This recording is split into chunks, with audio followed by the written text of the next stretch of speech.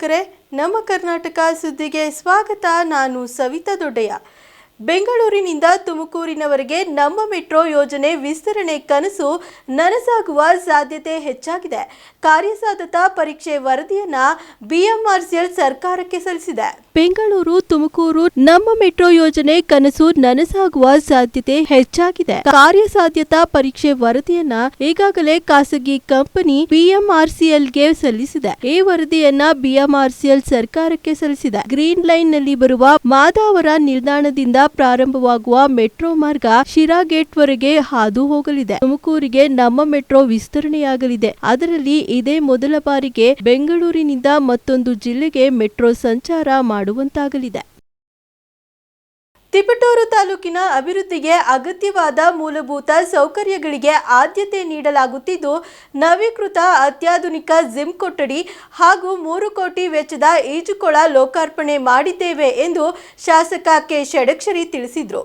ತಿಪಟೂರು ನಗರದ ಕಲ್ಪತರು ಕ್ರೀಡಾಂಗಣದಲ್ಲಿ ತುಮಕೂರು ಯುವ ಸಬಲೀಕರಣ ಮತ್ತು ಕ್ರೀಡಾ ಇಲಾಖೆ ಸಂಯುಕ್ತಾಶ್ರಯದಲ್ಲಿ 2.5 ಕೋಟಿ ವೆಚ್ಚದ ಒಳಾಂಗಣ ಕ್ರೀಡಾಂಗಣದ ಕಾಮಗಾರಿಗೆ ಶಾಸಕ ಕೆ ಷಡಕ್ಷರಿ ಭೂಮಿ ಪೂಜೆ ನೆರವೇರಿಸಿ ಈಜುಕೊಳಕ್ಕೆ ಚಾಲನೆ ನೀಡಿ ಮಾತನಾಡಿದರು. ತಿಪಟೂರು ತಾಲೂಕಿನ ಅಭಿವೃದ್ಧಿಗೆ ಅಗತ್ಯವಾದ ಮೂಲಭೂತ ಸೌಕರ್ಯಗಳಿಗೆ ಆದ್ಯತೆ ನೀಡಲಾಗುತ್ತಿದ್ದು, 2.5 ಕೋಟಿ ರೂಪಾಯಿ ವೆಚ್ಚದಲ್ಲಿ ಒಳಾಂಗಣ ಕ್ರೀಡಾಂಗಣಕ್ಕೆ ಭೂಮಿ ಪೂಜೆ ನೆರವೇರಿಸಲಾಗಿದೆ. ಶೀಘ್ರದಲ್ಲಿಯೇ ಕಾಮಗಾರಿ ಆರಂಭಿಸಿ ನಿಗದಿತ ಕಾಲಮಿತಿಯೊಳಗೆ ಒಳಾಂಗಣ ಕ್ರೀಡಾಂಗಣವನ್ನ ಸಾರ್ವಜನಿಕರ ಬಳಕೆಗೆ ನೀಡಲಾಗುವುದು ಎಂದು ತಿಳಿಸಿದರು. ಯುವಜನ ಮತ್ತು ಕ್ರೀಡಾ ಇಲಾಖೆ ಆಯುಕ್ತ ಚೇತನ್ ಆರ್ ಮಾತನಾಡಿ, ತಿಪಟೂರು ನಗರಕ್ಕೆ ಒಳಾಂಗಣ ಕ್ರೀಡಾಂಗಣ ಮಂಜೂರಾಗಿದ್ದು, ಶೀಘ್ರದಲ್ಲಿ ಕಾಮಗಾರಿ ಆರಂಭಿಸಿ ಸುಸಜ್ಜಿತವಾಗಿ ನಿರ್ಮಾಣ ಮಾಡಲಾಗುವುದು ಎಂದರು. ಕಾರ್ಯಕ್ರಮದಲ್ಲಿ ಉಪವಿಭಾಗಾಧಿಕಾರಿ ಬಿಕೆ ಸಪ್ತಶ್ರೀ, ನಗರಸಭೆ ಅಧ್ಯಕ್ಷೆ ಯಮುನಾ ಧರಣೇಶ್, ನಿವೃತ್ತ ದೈಹಿಕ ಶಿಕ್ಷಕ ನಿರ್ದೇಶಕ ನಂಜೇಗೌಡ, ಎಟಿ ಪ್ರಸಾದ್ ಹಾಜರಿದ್ದರು. ನಮ್ಮ ಕಮಿಷನರ್ ಅವರು ಕೊಟ್ಟು ಅದನ್ನೆಲ್ಲ ಸ್ವಲ್ಪ ಏನು ಮಾಡಬೇಕು ಎಲ್ಲ ಮಾಡಿದ್ದೇವೆ. ಇನ್ನೂ ಅವಶ್ಯಕತೆ ಇದ್ದರೆ ಮಾಡಿಕೊಡ್ತೀನಿ ಅಂತಕ್ಕಂಥ ಮಾತನ್ನು ಹೇಳಿದ್ದಾರೆ. ಮತ್ತು ಜಿಮ್ಮು ಅಷ್ಟೇ, ಅದನ್ನು ಉದ್ಘಾಟನೆ ಮಾಡಿದ್ದಾರೆ. ಅದ್ರ ಉಪಯೋಗನ ಎಲ್ಲ ಸಾರ್ವಜನಿಕರು ಪಡ್ಕೋಬೇಕು. ಮತ್ತು ಅದ್ರ ಜೊತೆಗೆ ಈಗ ಇಂಡೋರ್ ಸ್ಟೇಡಿಯಂನ ಭಾಳ ಹಿಂದೆ ಮಾಡಬೇಕಾಗಿದ್ದು, ಪ್ರಾರಂಭ ಮಾಡಿದ್ದೆ. ಅನಿವಾರ್ಯ ಚುನಾವಣೆ ಪ್ರಾರಂಭದಿಂದ ನಿಂತೋಗಿತ್ತು. ಇವತ್ತು ಅದನ್ನು 3 ಕೋಟಿಗೂ ಹೆಚ್ಚು ಹಣದಲ್ಲಿ ಅದನ್ನು ಇವತ್ತು ಕಾಮಗಾರಿಯನ್ನು ಕೈಗೆತ್ತಿಕೊಂಡಿದ್ದೀವಿ. ಈ ನಗರಕ್ಕೆ ಬೇಕಾದಂಥ ಅವಶ್ಯಕವಾಗಿ ಬೇಕಾದಂಥ 3 ಯೋಜನೆಗಳಿಗೆ ಇವತ್ತು ನಾವು ಚಾಲನೆಗೆ ನೀಡಿದೆರಡು ಒಂದು ಹೊಸ ಯೋಜನೆ ಪ್ರಾರಂಭ ಮಾಡೋದಕ್ಕೆ ನಮ್ಮ ಆಯುಕ್ತರ ಸಮ್ಮುಖದಲ್ಲೇ ಇವತ್ತೆಲ್ಲ ಒಂದು ಕಾರ್ಯಕ್ರಮ ನಂಬಿಕೊಂಡು ಆಮೇಲೆ ನಾನು ಜಾಸ್ತಿ ಜನ ಸೇರಿಸಲಿಕ್ಕೆ ಈ ಯುದ್ಧ ಬೇರೆ ಇರ್ತಲ್ಲ, ಇದರಿಂದ ಏನು ದೊಡ್ಡ ಫಂಕ್ಷನ್ ಮಾಡೋದು ಬೇಡ ಅಂತ ಮುಖ್ಯಮಂತ್ರಿಗಳೇ ಈ ಖಾತೆ ಬರುತ್ತೆ ಅವರಿಗೆ. ಅದಕ್ಕೋಸ್ಕರ ಅವ್ರಿಗೂ ಉನ್ನತ ತಂದಿದ್ದಾರೆ ಕಮಿಷನರು. ಮತ್ತು ಮುಖ್ಯಮಂತ್ರಿಗಳನ್ನೂ ಗಮನ ಕೊಟ್ಟು ತಂದಿದ್ವಿ. ದೊಡ್ಡದಾಗಿ ಸಮಾರಂಭ ಮಾಡೋದು ಬೇಡ ಅಂತ, ಚಿಕ್ಕದಾದರೂ ಚೊಕ್ಕವಾಗಿ ಮಾಡಬೇಕು ಅಂತ ಇಲ್ಲಿ ನಾವು ಮಾಡಿದ್ದೇವೆ. ಇದ್ರ ಉಪಯೋಗನ ನಗರದ ಎಲ್ಲ ಸ್ವಿಮ್ ಮಾಡ್ತಕ್ಕಂಥ ಅದರ ಅನುಭವಿಗಳು ಆಸಕ್ತಿ ಇರ್ತಕ್ಕಂಥ ಇದನ್ನು ಉಪಯೋಗ ಮಾಡ್ಕೋಬೋದು. ಮತ್ತು ಬೇರೆ ಎಲ್ಲ ಮಾಡ್ತಿದ್ವಿ, ಅದನ್ನು ಎಲ್ಲ ಸಾರ್ವಜನಿಕರು ಉಪಯೋಗ ಮಾಡ್ಕೋಬೋದು ಅಂತ ಈ ಸಂದರ್ಭದಲ್ಲಿ ಮನವಿ ಮಾಡ್ತೀವಿ. ಕಾಮಗಾರಿ ಕೆಲಸಗಳು ಆರಂಭಿಸುವ ಮುನ್ನ ಇಲ್ಲಿನ ಕೌನ್ಸಿಲರ್ಗೆ ಹೇಳಿ ಅವರ ಮೂಲಕ ಜನರಿಗೆ ಕರೆಂಟ್ ತೆಗೆಯುತ್ತೇವೆ ಎಂಬ ವರ್ತಮಾನವನ್ನು ಕೊಟ್ಟು ಕೆಲಸ ಆರಂಭಿಸಿ ಜನರಿಗೆ ಅನಾನುಕೂಲವಾಗದಂತೆ ನೋಡಿಕೊಳ್ಳಿ ಎಂದು ಶಾಸಕ ಟಿಬಿ ಜಯಚಂದ್ರ ಶಿರಾದಲ್ಲಿ ತಿಳಿಸಿದರು.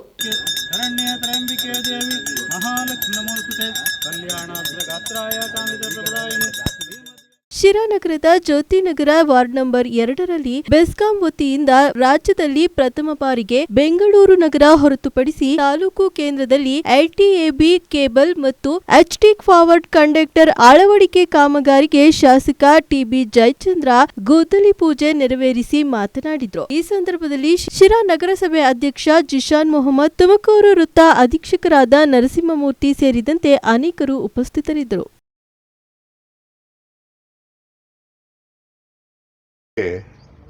ಮಂಜೂರಾತಿ ಆಗಿದೆ. ನಮಗೆ ಎಲ್ಲಿಂದ ತಿಮ್ಮರಾಜನಹಳ್ಳಿಯಿಂದ ಹಿಡ್ಕೊಂಡು ತಾವರೆಕೆರೆ ಪಕ್ಕ ಉಜ್ಜುನ್ ಕುಂಟೆವರೆಗೂ ಕೂಡ ಇದು ಸ್ಯಾಂಕ್ಷನ್ ಆಗಿದೆ. ಅದಕ್ಕೆ 498 ಕೋಟಿ ಜೊತೆಗೆ ಈಗಾಗಲೇ ಸುಮಾರು ಅದಕ್ಕೊಂದು ಏಜೆನ್ಸಿ ಕೊಟ್ಟಿದ್ದಾರೆ. ಅದು ಸುಮಾರು ಅದಕ್ಕೂ ಕೂಡ ಟೆಂಡರ್ ಆಗಿ ಅದು ಕೂಡ ಒಂದು 5 ಕೋಟಿಗಾಗಿದೆ. ಒಟ್ಟು 500 ಕೋಟಿ ಮೇಲೆ ಈ ಯೋಜನೆಗೆ ಖರ್ಚಾಗ್ತದೆ. ಕೆಲಸ ಪ್ರಾರಂಭ ಆಗ್ತದೆ. ಅಂದರೆ ಈಗಾಗಲೇ ನಿನ್ನೆಯಿಂದಲೇ ಎಲ್ಲ ಕ್ಲೀನಿಂಗ್ ಎಲ್ಲ ಶುರು ಮಾಡ್ಕೊಂಡಿದ್ದಾರೆ. ಸೋಮಣ್ಣ ಅವ್ರಿಗೂ ನಾನು ರಿಕ್ವೆಸ್ಟ್ ಮಾಡ್ಕೊಂಡಿದ್ದೆ, ನಾಳೆ ಇಲ್ಲ ನಾಡಿದ್ದು ಸೋಮಣ್ಣ ಬರ್ತಾರೆ, ನಾನು ಬರ್ತೀನಿ ಆ ಟೈಮ್ಗೆ. ಇನ್ನು ಅಧಿಕೃತವಾಗಿ ಅದು ಪ್ರಾರಂಭ ಆಗ್ತದೆ. ಅದಕ್ಕೆ ಇದನ್ನು ನಾನು ಒಂದು ಪ್ರೋಗ್ರಾಮ್ ಮಾಡಬೇಕು ಅಂತಕ್ಕಂಥದ್ದು ಕೂಡ ಇದೆ ನನ್ನ ಮನಸ್ಸಲ್ಲಿ. ಅದು ಏನಾಗ್ತದೆ ನೋಡೋಣ. ಒಟ್ಟಿನಲ್ಲಿ ಕೆಲಸ ನಿಲ್ಲೋದು ಬೇಡ, ಕೆಲಸ ಪ್ರಾರಂಭ ಆಗಲಿ ಅಂತೇಳಿ. ಈಗ ಮೊದಲನೇ ಹಂತದಲ್ಲಿ ತಿಮ್ಮರಾಜಹಳ್ಳಿಯಿಂದ ಹಿಡಿದು ಉಜ್ಜನಕುಂಟೆವರೆಗೂ ಕೂಡ 41 ಕಿಲೋಮೀಟ್ರ್ ಕೆಲಸ ಈಗ ಪ್ರಾರಂಭ ಆಗ್ತದೆ. ಈಗಾಗಲೇ ಬೇರೆ ತಾಲೂಕಿನವರು ಕೂಡ ಎಚ್ಚರಿಕೆ ತಗೊಂಡಿದ್ದಾರೆ. ಈಗ ಹಿರಿಯೂರು ಮತ್ತು ಚಿತ್ರದುರ್ಗ ಆ ಭಾಗದಲ್ಲೂ ಆಗೋದ್ರಿಂದ 2028 ನಮ್ಮ ಅವಧಿನಲ್ಲೇ ರೈಲು ಬರ್ತದೆ. ರೈಲಿನಲ್ಲಿ ಜನ ನಮ್ಮ ಪ್ರಯಾಣ ಮಾಡೋದಕ್ಕೆ ಯಾವುದೇ ರೀತಿಯ ತೊಂದರೆ ಇಲ್ಲ. ಈಗ ಮೊನ್ನೆ ಎಲ್ಲ ನಾನು ರೈಲ್ವೆ ಇಂಜಿನಿಯರ್ಸರ ಹತ್ರ ಕೂತು ಇಡೀ ದಿವಸ ಕೂತು ಚರ್ಚೆ ಆಗಿದೆ, ಏನೆಲ್ಲ ಮಾಡಬೇಕು, ಯಾವ ರೀತಿ ಸಹಕಾರ ಕೊಡಬೇಕು ಅಂತಕ್ಕಂಥದ್ದು. ಅದನ್ನು ರೈಲು ಕೂಡ ಮುಂದೆ ಬರ್ತದೆ. ನಿಮಗೆ ಒಂದು ಕಡೆ ರಸ್ತೆ ಆಯಿತು, ಎಲ್ಲಿ ಬಡವನಹಳ್ಳಿ ಅಂತ NH4 ಬಡವನಹಳ್ಳಿವರೆಗೂ ರಸ್ತೆ ಆಯಿತು ದೊಡ್ಡದಾಗಿ, ರೈಲ್ ಆಯಿತು. ಇನ್ನು ಏರೋಪ್ಲೇನ್ ಮುಂದೆ ಬಾಕಿ ಬರುತ್ತೆ. ಏರೋಪ್ಲೇನ್ ಬಾಕಿ ಬರೋದಕ್ಕಿಂತ ಮುಂಚೆ ನಾನೊಂದು ಹೆಲಿಪ್ಯಾಡು ಕೂಡ ಮಾಡಿದ್ದೀನಿ. ಈಗ ಅದು 1 ಕೋಟಿ ರೂಪಾಯಿ ಕೊಟ್ಟು ಈಗ ಇನ್ನೊಂದು ಬಹುಶಃ ಅದು ಇನ್ನೊಂದು ವಾರದಲ್ಲಿ ಅದು ಪ್ರಾರಂಭ ಆಗಿ ಹೆಲಿಕಾಪ್ಟರ್ಗಳು ಕೂಡ ಇಳಿತವೆ. ಪ್ರಾರಂಭಿಕವಾಗಿ ಎಲ್ಲೊಂದು ಕಡೆ ಏರೋಪ್ಲೇನ್ ನಮ್ಮ ಹತ್ರ ಬರುತ್ತೆ ಅಂತಕ್ಕಂಥ ವಿಶ್ವಾಸ ಬರಲಿ ಅನ್ನೋ ಕಾರಣಕ್ಕೋಸ್ಕರ ಅದನ್ನು ಕೂಡ ಪ್ರಾರಂಭ ಮಾಡ್ತಿದ್ದೆ. ನಾನು ಈ ಕೆಲಸ ನನಗೆ ಭಾಳ ತೃಪ್ತಿ ತಂದಿದೆ, ಭಾಳ ದಿವಸದ ನಂತರ. ಈ ಕಾಂಟ್ರಾಕ್ಟ್ಗಳು ಯಾರ್ಯಾರು ಅಂತಂದರೆ ಕೊನೆಗೆ ನನಗೆ ಯಾರ್ಯಾರೋ ಬರೋರು ಕೊನೆಗೆ ನಮ್ಮೂರಿನೇ ಒಬ್ಬ ಹುಡುಗ ಸಿರಾದನ್ನೇ ಅವನ ನಾವು ಕಿವಿ ಹಿಂಡಿ ಕೆಲಸ ಮಾಡಿಸ್ಬೋದು, ನಮ್ಮ ಹುಡುಗರು ಇರ್ತಾರೆ ಬೆಳೀಲಿ ಅಂತೇಳಿ ಅವನಿಗೆ ಕೆಲಸ ಮಾಡಲಿ ಅಂತೇಳಿ ಮಾಡಿದ್ದೀನಿ. ನೋಡಪ್ಪ, ಏನೇ ಇದ್ದರೂ ಸಹಿತ ನನ್ನ ಗಮನಕ್ಕೆ ತರೋವಂಥ ಕೆಲಸ ಮಾಡಬೇಕು. ಯಾವುದೇ ರೀತಿಯಲ್ಲೂ ಕೂಡ ಜನಕ್ಕೆ ತೊಂದರೆ ಆಗಬಾರ್ದು. ಆಮೇಲೆ ಜನಕ್ಕೆ ಕೆಲಸ ಮಾಡೋವಂಥ ಸಂದರ್ಭದಲ್ಲಿ ನೀವು ಆಫ್ ಮಾಡ್ತಿರಲ್ಲ, ಅವ್ರಿಗೆ ಒಂದು ವರ್ತಮಾನ ಕೊಟ್ಟು ಮಾಡಬೇಕಾಗುತ್ತೆ. ಅದನ್ನು ಪೇಪರಲ್ಲ, ಅವ್ರಿಗೆ ವರ್ತಮಾನ ಕೊಟ್ಟು ಯಾರಿಗಾರ ಕೌನ್ಸಿಲರ್ಗೆ ಹೇಳಿದ್ರು ಸಾಕು. ಕೌನ್ಸಿಲರ್ಗೆ ಹತ್ರ ಟಚಲ್ಲಿದ್ದರೆ ಸಾಕು. ಕೌನ್ಸಿಲರ್ ಹೇಳಿದರೆ ಅವರು ವರ್ತಮಾನ ಕೊಡ್ತಾರೆ, ಅದನ್ನು ನಿಲ್ಲಿಸೋವಂಥ ಕೆಲಸ ಮಾಡ್ತಾರೆ. ಜನಗಳಿಗೆ ಅನಾನುಕೂಲ ಆಗೋದಿಲ್ಲ. ಇದೆಲ್ಲದು ನಾವು ಮಾತಾಡೋದು ನಮಗೆ ತಾಂತ್ರಿಕವಾಗಿ ನಮಗೆ ಅರ್ಥ ಆಗ್ತದೆ, ಜನಸಾಮಾನ್ಯರಿಗೆ ಅರ್ಥ ಆಗೋದಿಲ್ಲ. ಜನಸಾಮಾನ್ಯರಿಗೆ ಏನಪ್ಪ ಕರೆಂಟ್ ಹೋಯ್ತು, ಈಗ ಮಧ್ಯಾಹ್ನಕ್ಕೆ ಹೊರಟೋಯ್ತು, ಒಳ್ಳೆ ಅದೇ ಹೆಣ್ಮಕ್ಳೆಲ್ಲ ಸೇರ್ಕೊಂಡು ಯಾವುದೋ ಧಾರಾವಾಹಿ ನೋಡೋ ಟೈಮ್ನಲ್ಲಿ ಹೋಗ್ಬಿಡ್ತು ಅಂತೇಳಿ ಅವ್ರು ಬೇರೆ ಬೇಜಾರಾಗ್ತಾರೆ. ಅದೊಂದು ಪ್ರಾಬ್ಲಮ್ಮು. ಸೊ ಇದೆಲ್ಲದೂ ವಿಚಾರ ಇರ್ತದೆ. ಸೊ ಅದರಿಂದ ಅವ್ರು ಯಾರಿಗೂ ತೊಂದರೆ ಆಗದೆ ಅಂತಕ್ಕಂಥ ರೀತಿಯಲ್ಲಿ ಕೆಲಸ ಮಾಡಿ ಬಂದುಬಿಟ್ರೆ ಎಲ್ಲ ಟ್ರಿಪ್ ಆಗ್ತಿರ್ತದೆ. ಅದು ಏನಾಗುತ್ತೆ ಅಂದರೆ ಈ ಕೇಬಲ್ ಹಾಕೋದ್ರಿಂದ ಯಾವ ಮರ ಏನೇ ಟಚ್ ಆದರೂ ಯಾವುದೂ ಟ್ರಿಪ್ ಆಗೋದಿಲ್ಲ ಸರ್. ಇಂಟ್ರಪ್ಷನ್ನು ಭಾರಿ ಕಡಿಮೆ ಆಗಿಬಿಡುತ್ತೆ. ಆಮೇಲೆ ಈ 11 KV ಅಷ್ಟೇ, ಅವಾಗವಾಗ 6ಕ್ಕೆ ಬಂದುಬಿಟ್ಟು ಕಿತ್ಕೊಂಡು ಬಿಡೋದು ಚಾನ್ಸಸ್ ಇರುತ್ತೆ. ಈ ಕೇಬಲ್ ಹಾಕೋದ್ರಿಂದ ಯಾವ ಮರ ಆಗಲಿ ಯಾವುದೇ ವಸ್ತು ಅದ್ರ ಮೇಲೆ ಬಿದ್ದರೂ ಅದು ಟ್ರಿಪ್ ಆಗೋದಿಲ್ಲ. ಹಂಗಾಗಿ ನಾವು ನಿರಂತರವಾಗಿ ವಿದ್ಯುತ್ ಸರಬರಾಜು ಮಾಡೋಕ್ಕೆ ಅವಕಾಶ ಆಗುತ್ತೆ. ಇದು ಸಿರಾ ನಗರಕ್ಕೆ ಇಡೀ ಕರ್ನಾಟಕದಲ್ಲಿ ಭಾರಿ ಅವಕಾಶನ ಒಲ್ತಾ ಇದ್ದಾರೆ ಅಂತ ಹೇಳೋದಕ್ಕೆ ಇಷ್ಟಪಡ್ತೀನಿ. ತಿಪಟೂರಿನ ಕೆಲ ಖಾಸಗಿ ಶಾಲೆಗಳು ಪೋಷಕರಿಂದ ಹೆಚ್ಚು ಫೀಸ್ ಹಾಗೂ ಡೊನೇಷನ್ ಪಡೆಯುತ್ತಿದ್ದು, ಸರ್ಕಾರ ಇದರ ವಿರುದ್ಧ ಕಾನೂನು ಕ್ರಮ ಕೈಗೊಳ್ಳುವಂತೆ ಕೆಲ ಪೋಷಕರು ಸುದ್ದಿಗೋಷ್ಠಿಯಲ್ಲಿ ಒತ್ತಾಯಿಸಿದ್ದಾರೆ. ಖಾಸಗಿ ಶಾಲೆಗಳು ತೆಗೆದುಕೊಳ್ಳುವ ಹೆಚ್ಚು ಡೊನೇಷನ್ ಮಾಫಿಯಾ ಬಗ್ಗೆ ನೊಂದ ಪೋಷಕರು ತಿಪಟೂರು ನಗರದ ಕಲ್ಪತರು ಗ್ರ್ಯಾಂಡ್ ಖಾಸಗಿ ಹೋಟೆಲ್ನಲ್ಲಿ ಸುದ್ದಿಗೋಷ್ಠಿ ನಡೆಸಿ ತಮ್ಮ ಅಳಲನ್ನ ತೋಡಿಕೊಂಡಿದ್ದಾರೆ. ಹೌದು ವೀಕ್ಷಕರೇ, ತಿಪಟೂರು ನಗರದ ಕೆಲ ಖಾಸಗಿ ಶಾಲೆಗಳಲ್ಲಿ ಪೋಷಕರಿಂದ ಹೆಚ್ಚು ಡೊನೇಷನ್ ಮತ್ತು ವಿವಿಧ ರೀತಿಯ ಫೀಸ್ಗಳನ್ನ ವಸೂಲಿ ಮಾಡುತ್ತಿದ್ದು, ಇದರ ಬಗ್ಗೆ ನೊಂದ ಪೋಷಕರು ತಿಪಟೂರು ಉಪವಿಭಾಗಾಧಿಕಾರಿಗಳು ಮತ್ತು ಕ್ಷೇತ್ರ ಶಿಕ್ಷಣಾಧಿಕಾರಿಗಳಿಗೆ ಲಿಖಿತ ಮನವಿ ಕೊಟ್ಟಿದ್ದೇವೆ ಎಂದು ಹೇಳಿದ್ದಾರೆ. ಈ ಬಗ್ಗೆ ಕೂಡಲೇ ಸಭೆ ಕರೆಯಬೇಕಿದ್ದ ಉಪವಿಭಾಗಾಧಿಕಾರಿಗಳು ಸಭೆಯನ್ನ ಮುಂದೂಡಿದ್ದಾರೆ ಎಂದು ಸುಮಾರು 50ಕ್ಕೂ ಹೆಚ್ಚು ಪೋಷಕರು ತಮ್ಮ ಮಕ್ಕಳ ಫೀಸ್ ರಸೀದಿಯನ್ನ ಹಿಡಿದು ಸರ್ಕಾರ ಮತ್ತು ತಿಪಟೂರು ಉಪ ವಿಭಾಗಾಧಿಕಾರಿಗಳು ಇದರ ಬಗ್ಗೆ ಕಾನೂನು ಕ್ರಮ ತೆಗೆದುಕೊಳ್ಳಬೇಕೆಂದು ಪತ್ರಿಕಾಗೋಷ್ಠಿಯಲ್ಲಿ ತಿಳಿಸಿದ್ದಾರೆ. ಕಾನೂನು ಕೇಳಿದ ಪೋಷಕರಿಗೆ ಒಂದು ರೀತಿ ಶುಲ್ಕ, ಕೇಳದ ಪೋಷಕರಿಗೆ ಒಂದು ರೀತಿಯ ಶುಲ್ಕವನ್ನ ಪಡೆದು ತಾರತಮ್ಯ ಮಾಡುತ್ತಿದ್ದಾರೆ ಎಂದು ಖಾಸಗಿ ಶಾಲೆಗಳ ಮೇಲೆ ಪೋಷಕರು ಆರೋಪ ಮಾಡಿದ್ದಾರೆ. ಈ ಬಗ್ಗೆ ಪೋಷಕರು ಮಾತನಾಡಿ, ಖಾಸಗಿ ಶಾಲೆಗಳು ತಮ್ಮ ಶಾಲೆಯ ಫೀಸ್ ಮತ್ತು ಡೊನೇಷನ್ ನಿಗದಿಪಡಿಸಿ ಕ್ಷೇತ್ರ ಶಿಕ್ಷಣಾಧಿಕಾರಿಗಳ ನಮೂದನೆ ಪಡೆದು ದಾಖಲಾತಿ ಮಾಡಿಕೊಳ್ಳಬೇಕು. ಆದರೆ ಇದುವರೆಗೂ ಯಾವ ಖಾಸಗಿ ಶಾಲೆಗಳು ಈ ನಿಯಮ ಪಾಲನೆ ಮಾಡಿಲ್ಲ. ಆದ್ದರಿಂದ ಕೂಡಲೇ ಸರ್ಕಾರ ಸೂಕ್ತ ಕಾನೂನು ಕ್ರಮ ಕೈಗೊಳ್ಳಬೇಕು ಎಂದು ಆಗ್ರಹಿಸಿದರು. 24ರಲ್ಲಿ ಫೀಸು ಇವರು ಅದಕ್ಕಿಂತ ಒಂದು ಪ್ರಿನ್ಸಿಪಾಲ್ ಕೊಡ್ತಾರೆ. ಫಸ್ಟ್ ಸ್ಟ್ಯಾಂಡರ್ಡ್ಗೆ 24,000, ಸೆಕೆಂಡ್ ಸ್ಟ್ಯಾಂಡರ್ಡ್ಗೆ 23,000, ಟೋಟಲ್ ಅಪ್ ಟು 10th ತನಕ 23-24,000 ಇದೆ. ನಂತರ 2024-25ರಲ್ಲೂ ಕೂಡ 26,000, 1,000 ರೂಪಾಯಿ ಜಾಸ್ತಿ ಆಗಿದೆ. ಬಟ್ ನಮಗೆ ಹೇಳ್ತಾ ಇರೋದು ಇವರು 45,000 ಕೇಳ್ತಾ ಇದ್ದಾರೆ. ಈಗ ಹೋಗಿ ಮಕ್ಕಳುಗಳು ಪೇರೆಂಟ್ಸ್ಗಳು ಅಡ್ಮಿಷನ್ ಮಾಡಕ್ಕೆ ಹೋದ್ರೆ 45,000 ರೂಪಾಯಿ ಕೇಳ್ತಾರೆ. ನಂತರ ವೆಬ್ಸೈಟಲ್ಲೂ ಕೂಡ ಅವ್ರ ವೆಬ್ಸೈಟಲ್ಲಿ ಶಾಲೆಯ ಒಂದು ವೆಬ್ಸೈಟಲ್ಲಿ ಕೂಡ ಅಷ್ಟೇ 24,000 ರೂಪಾಯಿ ಫೀಸಸ್ಸೇ ಇದೆ.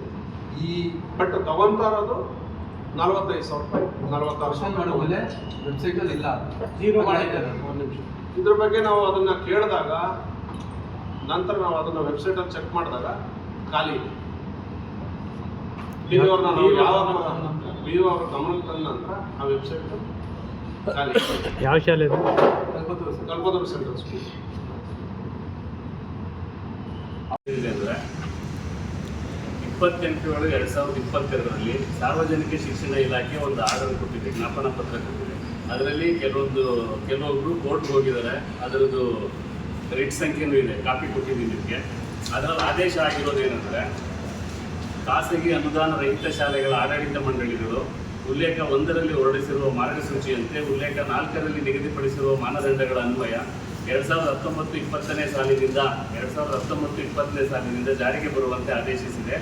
ಅದರಂತೆ ಎಲ್ಲ ಖಾಸಗಿ ಅನುದಾನ ರಹಿತ ಶಾಲೆಗಳು ಮುಂದಿನ ಶೈಕ್ಷಣಿಕ ವರ್ಷದ ಶುಲ್ಕವನ್ನು ಉಲ್ಲೇಖ 4ರಂತೆ ಲೆಕ್ಕಾಚಾರ ಮಾಡಿ ಡಿಸೆಂಬರ್ ಅಂತ್ಯದ ಒಳಗೆ, ಯಾವಾಗಲೇ ಡಿಸೆಂಬರ್ ಅಂತ್ಯಕ್ಕೆ ಹೇಳಿದರು.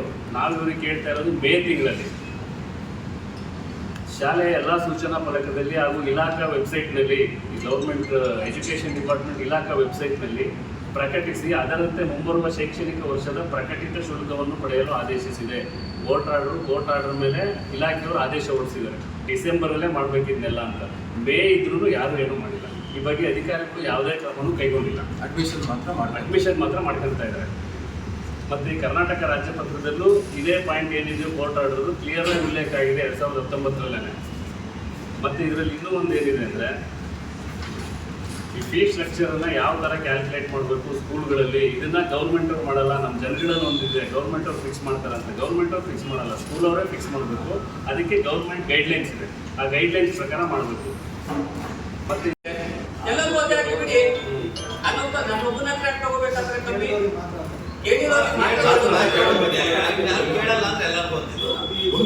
ಮೂರು ದಿನದಲ್ಲಿ ಕೊಡ್ತೀವಿ ಅಂತ ಮೊನ್ನೆ ಕೊಟ್ಟಿದ್ದಾರೆ ನಮಗೆ ಮಾಹಿತಿ. ಈಗ ನಾವು ಕೇಳ್ತಿರೋದು ಒಂದೇ, ಗೌರ್ಮೆಂಟ್ ಗೈಡ್ಲೈನ್ಸ್ ಏನಿದೆ, ಈ ಕರ್ನಾಟಕ ರಾಜ್ಯ ಪತ್ರ ಏನಿದೆ, ಈ ಪ್ರಕಾರ ಎಲ್ಲ ಸ್ಕೂಲ್ಗಳಲ್ಲೂ ಫೀಸನ್ನು ಪ್ರಕಟ ಮಾಡಬೇಕು. ಅದನ್ನು BO ಅವರಿಗೆ ಕೊಡಬೇಕು. BO ಅವರು ಅದನ್ನು ಅನುಮೋದನೆ ಮಾಡಬೇಕು. ನಂತರ ಅಡ್ಮಿಷನ್ ಪ್ರೋಸೆಸ್ ಶುರು ಮಾಡಬೇಕು. ಇದು ನಮ್ಮ ಬೇಡಿಕೆ ಅನ್ನೋದಲ್ಲ, ಅದು ಗೈಡ್ಲೈನ್ಸಲ್ಲಿ ಇದೆ. ಅದು ಫಾಲೋ ಆಗ್ತಿಲ್ಲ, ಫಾಲೋ ಮಾಡಿಸ್ಬೇಕು. ಇದನ್ನು BO ಅವರೇ ಫಾಲೋ ಮಾಡಿಸ್ಬೇಕು. ಫಾಲೋ ಮಾಡಿದ್ರೆ 1.5 ತಿಂಗಳಿಂದ ಅಡ್ಮಿಷನ್ಸ್ ಮಾಡ್ಕೊಂತಿದ್ದಾರೆ. ಯಾವುದು ಫಾಲೋ ಆಗಿಲ್ಲ, ಅಡ್ಮಿಷನ್ ಮಾಡ್ಕೊಂಡಿದ್ದಾರೆ. ಈ ನಿಯಮಗಳನ್ನೆಲ್ಲ ಗಾಡಿ ತೂರಿ ಹೆಂಗೆ ಅಡ್ಮಿಷನ್ ಮಾಡ್ಕೊಂತಿದ್ದಾರೆ, ಯಾವ ಆಧಾರದ ಮೇಲೆ ಅಡ್ಮಿಷನ್ ಮಾಡ್ತಿದ್ದಾರೆ, ಇವ್ರನ್ನ ಯಾರು ಕಂಟ್ರೋಲ್ ಮಾಡ್ತಿಲ್ವಾ, ಇದು ನಮಗೆ ಬೇಕಾಗಿರೋದು.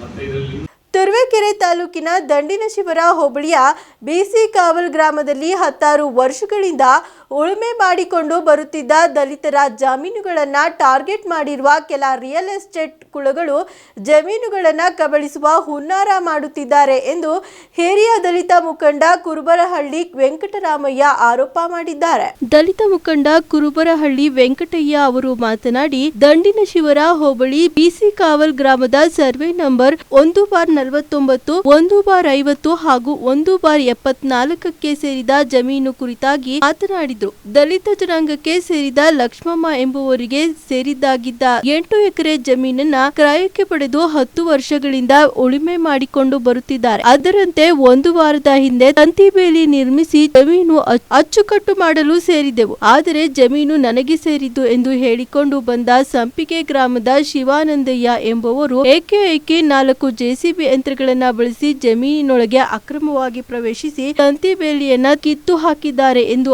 ಆರೋಪಿಸಿದರು. ಜಮೀನಿನ ಮಾಲೀಕರಾದ ತಿಮ್ಮಮ್ಮ ಮಾತನಾಡಿ, 8 ಎಕರೆ ಜಮೀನನ್ನ ನಾವು 2002ರಲ್ಲಿ ಕ್ರಯಕ್ಕೆ ಪಡೆದಿದ್ದೆವು. ಆದರೆ ನಮ್ಮ ಪತಿ ತೀರಿ ಹೋದ ಹಿನ್ನೆಲೆಯಲ್ಲಿ ಪಹಣಿ ಮಾಡಿಸಿಕೊಂಡಿರಲಿಲ್ಲ. ಆದರೆ ಸದರಿ ಜಮೀನಿನ ಅನುಭವದಲ್ಲಿ ನಾವುಗಳೇ ಇದ್ದು ಉಳುಮೆ ಮಾಡಿಕೊಂಡು ಬರುತ್ತಿದ್ದೆವು. ಆದರೆ ಈ ವರ್ಷ ಜಮೀನಿಗೆ ತಂತಿ ಬೇಲಿ ನಿರ್ಮಿಸಲು ನನ್ನ ಮಾಂಗಲ್ಯ ಸರ ಅಡವಿಟ್ಟು ಜಮೀನು ಅಚ್ಚುಕಟ್ಟು ಮಾಡಿಸಿದ್ದೆ. ಆದರೆ ಸಂಪಿಗೆ ಸದಾಶಿವಯ್ಯ ಎಂಬುವರು ಅವರ ಕೆಲ ಬಂಧುಗಳೊಂದಿಗೆ ಹಾಗೂ ಜೆಸಿಬಿ ಯಂತ್ರಗಳೊಂದಿಗೆ ಏಕಾಏಕಿ ಜಮೀನು ಪ್ರವೇಶಿಸಿ ತಂತಿ ಬೇಲಿ ಕಿತ್ತು ಹಾಕಿ ದೌರ್ಜನ್ಯವೆಸಗಿದ್ದಾರೆ.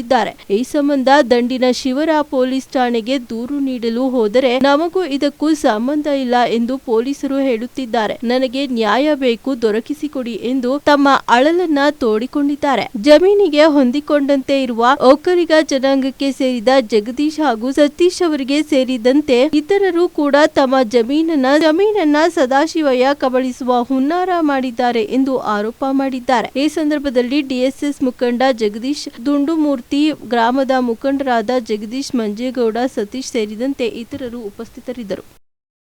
ಅವನೇನು ಹೇಳ್ತಾನೆ, ನಾವು ಎಸ್ ಸಿ ಜನಾಂಗ ಎಷ್ಟು ಕೇಸ್ ಬಂದ್ರೆ ನಾನು ನೋಡ್ಕೊಂತೀನಿ ಲಾಯರು ಅಂತ ಹೇಳ್ತಾನೆ. ನಾನು ನೋಡ್ಕೊಂತೀನಿ, ಅದು 2 ಬಂದ್ರೆ ನೋಡ್ಕೊಂತೀನಿ, ಕೊಲೆ ಮಾಡಿ ಹಾಕ್ತೀವಿ ಲಾಸ್ಟ್ ಟೈಮ್ ಏನು ಮಾಡಿ ನೀವು ನಮ್ಮನ್ನ ಅಂತ ಹಂಗೆಲ್ಲ ಮಾತಾಡ್ತಾ ಕಾನೂನು ಅವನೇ ನನಗೆ ಗೊತ್ತಾಯ್ತು, ನಂಗೆ ಗೆಲ್ಲೋದು ಅಂತಾನೆ. ನಮ್ಮ ಜಾಗ ನಮಗೆ ತೊಂದರೆ ಮಾಡ್ದಂಗೆ ಒಳಗಡೆಗೆ ಬನ್ನಿ, ಪೊಲೀಸ್ ಅಧಿಕಾರಿಗಳಿಗೆ ಅವನಿಗೆ ಹೇಳಿ ಬಂದರು ಮೊದಲಿಂದ ರಕ್ಷಣೆ ಕೊಡೋರು ನಮಗೆ, ಈಗಿರೋರು ಅವನಿಗೆ ಬಿಡಲ್ಲ ಅಂತಲೂ ಹೇಳ್ತಾವ್ರಿ. ಅವ್ರ ಪರವಾಗಿ ಪೊಲೀಸ್ ದಂಡೇಶ್ವರ ಪೊಲೀಸ್ ಇರೋದೀಗ ರಿಜಿಸ್ಟರ್ ಆಗಿರ್ಬೋದು, ಕ್ರಯಪತ್ರ ಇರೋದು. ಈಗ ಕ್ರಯಪತ್ರದಂತೆ ಅನುಭವ ತೆಗಿದ್ವಿ ನಾವು. ಈಲಾಗಾಯ್ತು ಅನುಭವ ನಮ್ಮದೇ. ಪ್ರತಿ ವರ್ಷವೂ ವಿಡಿಯೋ ಮಾಡಿದ್ವಿ ಅನುಭವ ತೆಗಿರೋದು, ರಾಗಿ ಬೆಳೆದ್ರಾಗ ಎಲ್ಲದಕ್ಕೂ ರೋಡು ಗೀಡು ಎಲ್ಲ ಮಾಡ್ಕೊಂಡಿದ್ವಿ. ಈ ಪಕ್ಕದಾಗ ಹಿರೀಶಾವರಿದ್ರು, ಇವ್ರದ್ದು 8 ಎಕರೆ, ನಮ್ದು 8 ಎಕರೆ. ಈಗ ಏನಾಗಿದೆ, ಇವ್ನು ನನಗೆ ಎಲ್ಲದು ನನಗೆ ಬರಬೇಕು ಅಂತ ದಬಾಯಿಸ್ಕೊಂಡು ಬೇರೆ ಅವ್ರ ಸ್ವಂತ ಜಮೀನಿನ ಪಾಣಿ ತಂದು ಇಲ್ಲಿ ತೋರ್ತಾವ್ನಿ. ಈ ಜಾಗದ ಪಾಣಿ ಇಲ್ಲ ಅವ್ರದ್ದು, ಅಳತೆ ಮಾಡಿಸಿರು. ಇಲ್ಲಿ 10 ಚೈನ್ ಇದು ಪೂರ್ತಿ ಸರ್ಕಾರಿ ಸರ್ವೆ ನಂಬರ್ 1, 1/49, 1/50, 1/51, 12 ಎಕರೆ, 16 ಎಕರೆ ಬತ್ತಾಯ್ತು ಬುದ್ಧಿ. ಅವ್ರದ್ದೇನು ಸದಾಶಿವ ಹಿಂಗೆ ಏನು ಬರಲಿಲ್ಲ. ಇಲ್ಲಿ ಸದಾಶಿವಿಂದ ಜಾಗನೂ ಅಲ್ಲ, ಈ ಮಂಜೂರಿನೂ ಅಲ್ಲ. ಅವ್ರದ್ದು 20 ಎಕರೆ ಆ ಕಡೆ ಇಲ್ಲಿ ಪಶ್ಚಿಮ ಭಾಗದಲ್ಲಿ ಬೇಕಾದವ್ರ ಜಾಗ ಐತೆ. ಅವರು ಆ ಜಾಗ ಬಿಟ್ಟು ಆ ಪಾಣಿ ತಂದು ಇಲ್ಲಿ ತೋರಿ ಗೋಲ್ಮಾಲ್ ಮಾಡ್ತಾವ್ರು. ಈ ಜಾಗ ಅವ್ರದ್ದೇನಾದ್ರು ಬಂದ್ರೆ ನಾವು ಬಿಡ್ತೀವಿ, ಇಲ್ಲ ಅಂತಲ್ಲ. ಮೂಲ ಮಂಜೂರಿ ತಗೊಂಡು ದಾಖಲಾತಿಗಳೊಂದಿಗೆ ರೆವೆನ್ಯೂ ಅಧಿಕಾರಿಗಳ ಜೊತೆ ಬಂದ್ರೆ ಅವರು ನಾವು ಒಪ್ಕೊಂತೀವಿ, ನ್ಯಾಯಕ್ಕೆ ಬಂದರು. ನಾವು ನಮ್ಮ ಜಾಗವನ್ನು ಅನಾಥರೈಜ್ ಬಂದು ನಾವು ಇಲ್ಲ ಟೈಮ್ನಾಗೆ ನೆನ್ನೆ 15-20 ಜನ ರೌಡಿಗಳು ತಗೊಂಬಂದು ನಿಲ್ಲಿಸ್ಕೊಂಡು ಗಲಾಟೆ ಮಾಡ್ಕೊಂಡು ಈ ವಜ್ಜಿಯ ಗಲಾಟೆ ಮಾಡಿರ್ತಾನೆ ಅಂತ. ಅವ್ನು ಸದಾಶಿವ ಇವ್ರು ವಜ್ಜಿ ಬತ್ತಲ್ಲೇ ಹೋಗ್ಯವನಿ. ಹಿಂಗೆ ಮಾಡಿ ನನ್ನ ಇವರು ತೊಂದರೆ ಮಾಡಿದ್ರು. ಈಗ ಕಂಬ ಎಲ್ಲ ಹಾಡಾಗಲ್ಲ, ದರೋಡೆ ಮಾಡಿ ಅನುಭವ ಅವ್ರಿಗಿಲ್ಲ, ನಮಗೆ ಅನುಭವ. ನಮ್ಮ ಪ್ರತಿ ವರ್ಷ ವಿಡಿಯೋ ಮಾಡಿದ್ದೀವಿ. 70 ಚೀಲ ರಾಗಿ ಬೆಳೆದ್ವಿ ಆಚೆ ವರ್ಷ. ಅನುಭವನೇ ಇಲ್ಲ ನಾವೆಲ್ಲ ಅವ್ರ ಬಲಿಷ್ಠ ಮೇಲೆ ಬೀಳಕ್ಕಾಗಲ್ಲ. ಇಸ್ರೋದ 101ನೇ ರಾಕೆಟ್ ಉಡಾವಣೆಗೆ ಸಕಲ ಸಿದ್ಧತೆಗಳು ನಡೆದಿದೆ. ಈ ಬಗ್ಗೆ ಇಸ್ರೋ ತನ್ನ ಎಕ್ಸ್ ಖಾತೆ ಮೂಲಕ ಮಾಹಿತಿ ನೀಡಿದೆ. ಈ ಉಪಗ್ರಹವು ಭಾರತದ ಕಣ್ಗಾವಲು ಮತ್ತು ವಿಪತ್ತು ನಿರ್ವಹಣಾ ಸಾಮರ್ಥ್ಯವನ್ನು ಹೆಚ್ಚಿಸುತ್ತದೆ. ಭಾರತೀಯ ಬಾಹ್ಯಾಕಾಶ ಸಂಶೋಧನಾ ಸಂಸ್ಥೆ ಎಕ್ಸ್ನಲ್ಲಿ ಮಾಡಿರುವ ಪೋಸ್ಟ್ನಲ್ಲಿ ಇಸ್ರೋದ 101ನೇ ಉಡಾವಣೆ ಸಂಬಂಧ PSLV C61 EOS 09 time lapse video ಕಾಣಬಹುದು. ಇಸ್ರೋ ಜಾಗತಿಕವಾಗಿ ಸ್ಪರ್ಧಿಸುವುದಿಲ್ಲ, ಆದರೆ ಭಾರತದ ಅಗತ್ಯತೆಗಳ ಮೇಲೆ ಕೇಂದ್ರೀಕರಿಸುತ್ತದೆ ಎಂದು ಇಸ್ರೋ ಅಧ್ಯಕ್ಷರು ಮಾಹಿತಿ ನೀಡಿದ್ದಾರೆ. ಚೆನ್ನೈನಲ್ಲಿ ಸುದ್ದಿಗೋಷ್ಠಿಯಲ್ಲಿ ಮಾತನಾಡಿದ ಇಸ್ರೋ ಅಧ್ಯಕ್ಷ ವಿ ನಾರಾಯಣ್ ಅವರು, ಭಾರತೀಯ ಬಾಹ್ಯಾಕಾಶ ಸಂಶೋಧನಾ ಸಂಸ್ಥೆ ಭಾರತದ ಸುರಕ್ಷತೆಗೆ ಮತ್ತು ಭದ್ರತೆ ನೀಡುವ ಬಾಹ್ಯಾಕಾಶ ಯೋಜನೆಗಳನ್ನು ವಿನ್ಯಾಸಗೊಳಿಸುವ ಮತ್ತು ಕಾರ್ಯಗತಗೊಳಿಸುವತ್ತ ಗಮನ ಹರಿಸುತ್ತದೆ ಎಂದು ಹೇಳಿದರು. ಭಾರತ ಮತ್ತು ಪಾಕಿಸ್ತಾನದ ನಡುವಿನ ಕದನ ವಿರಾಮ ಮೇ 18ರವರೆಗೆ ವಿಸ್ತರಣೆಯಾಗಲಿದೆ ಎಂದು ವರದಿಯಾಗಿದೆ. ಪಹಲ್ಗಾಮ್ ದಾಳಿ ಬಳಿಕ ಭಾರತ ಹಾಗೂ ಪಾಕಿಸ್ತಾನದ ನಡುವೆ ಉದ್ವಿಗ್ನ ಸ್ಥಿತಿ ನಿರ್ಮಾಣಗೊಂಡು ಉಭಯ ದೇಶಗಳ ನಡುವೆ ಯುದ್ಧ ವಾತಾವರಣ ನಿರ್ಮಾಣವಾಗಿತ್ತು. ಆ ಬಳಿಕ ಉಭಯ ದೇಶಗಳ ಉನ್ನತ ಸೇನಾಧಿಕಾರಿಗಳು ಸರ್ಕಾರದ ನಡುವಿನ ಮಾತುಕತೆ ಬಳಿಕ ಕದನ ವಿರಾಮ ಘೋಷಿಸಿದರು. ಇದೀಗ ಭಾರತ ಪಾಕಿಸ್ತಾನ ಎರಡೂ ದೇಶಗಳ ನಡುವೆ ಕದನ ವಿರಾಮ ಮೇ 18ರವರೆಗೆ ವಿಸ್ತರಣೆಯಾಗುವುದಾಗಿ ವರದಿಯಾಗಿದೆ. ಎಷ್ಟಿತ್ತು ಈ ಹೊತ್ತಿನ ಸುದ್ದಿ ಮತ್ತು ಮನೋರಂಜನೆಗಾಗಿ ನೋಡ್ತಾ ಇರಿ ನಮ್ಮ ಕರ್ನಾಟಕ ಟಿವಿ. ಇದು ಕನ್ನಡಿಗರ ಭರವಸೆ.